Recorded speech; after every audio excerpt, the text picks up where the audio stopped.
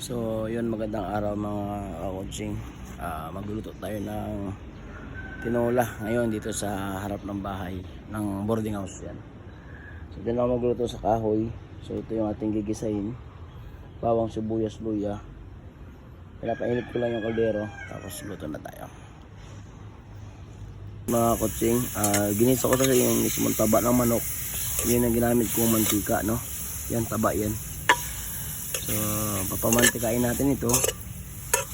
Yan ang gagamitin nating mantika. Okay, let's go mga kotsing. Nagisa na natin yung karne. So ito,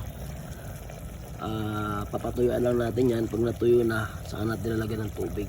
Yan yung gagawin natin tinola. Yan yung ating ricado, papaya, daon ng sili. Yan, masarap kasi pag ang tinola ay luto sa kahoy, diba? Okay, antay-antay lang. Kotse, meron dito itong ginisa na manok, no? Tapos yung isa andun, yun, no? Yun yung tinola, no?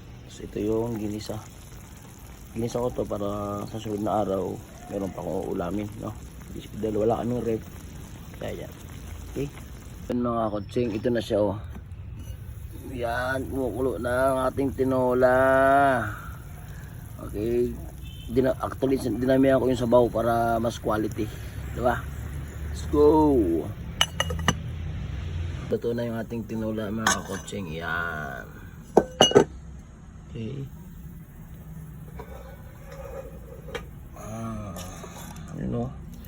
Sarap, diba? Lutong kahoy yan mga kakotsing, hindi yan lutong gasol. Kaya masarap yan. Let's go.